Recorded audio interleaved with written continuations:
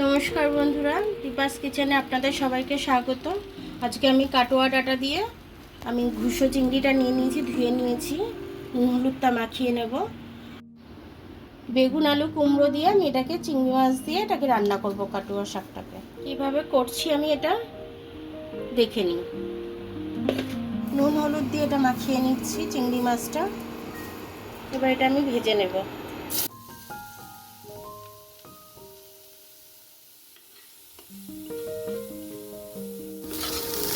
মাছটা আমার ভাজা হয়ে গেছে, ঘুষো চিংড়িটা।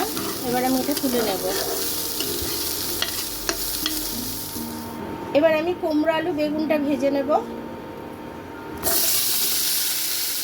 একটু নুন দিয়ে দেবো।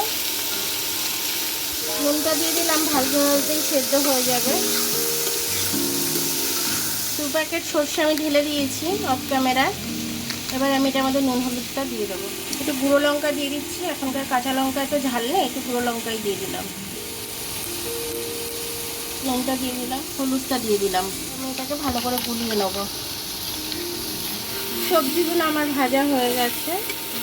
এবার আমি সবজিটার মধ্যে মানে শাকটা আমি একটু আলাদা জায়গায় সেদ্ধ করতে দিয়েছি, কড়াটা ট্রান্সফার করে দেবো আমি, কারণ এটা আমাদের তো ধরবে না।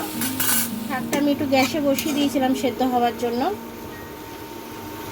এবার আমি দিয়ে দেবো আলুগুলো।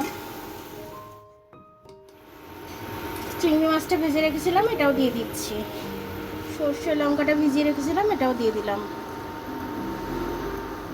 এক বাটি জল দিয়ে দিলাম। এবার আমি এটা ভালো করে একটু নেড়ে নেবো। একটু জল দেবো আমি, দিয়ে চাপা দিয়ে দেবো।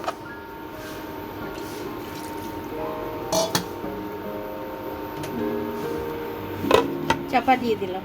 শাকের জন্য একটু ফোড়ন দিচ্ছি আমি, তখন ফোড়নটা দিইনি, এখন দিয়ে দিচ্ছি। তেজপাতা দিয়ে দিয়েছি, ও একটু 5 ফোড়ন দিয়ে দেবো। আমার ভাজা হয়ে গেছে ফোড়নটা, এবার আমি দিয়ে দেবো শাকের মধ্যে।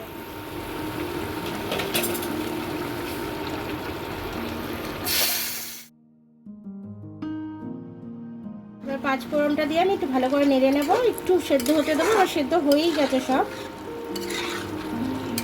চিনিটা একটু দিয়ে দিচ্ছি।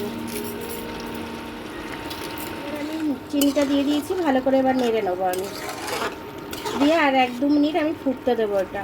তাহলে আমার যে 5 ফোড়নের ফোড়নটা দিয়েছি ভালো করে মিশে যাবে গন্ধটা। এবার এটা আমি নামিয়ে দেবো। এবার আমি এটা নামিয়ে নেবো শাকটা আমার। ঘুষো চিংড়ি দিয়ে আমার কাটোয়া ডাঁটার তরকারিটা খুব সুন্দরভাবে হয়ে গেল। এটা দিয়েই 1 থালা ভাত খেয়ে নেবে যারা শাক খেতে ভীষণ ভালোবাসে। আর চিংড়ি মাছটা দিয়েছি যেহেতু, সেহেতু এর স্বাদটা দ্বিগুণ বেড়ে গেল।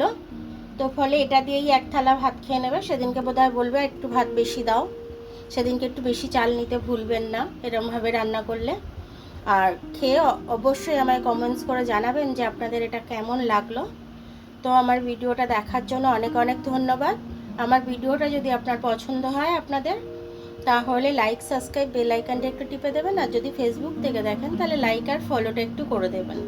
আবার কাল দেখা হবে নতুন রেসিপির সাথে। ততক্ষণ আপনারা ভালো থাকবেন, আমি আসছি।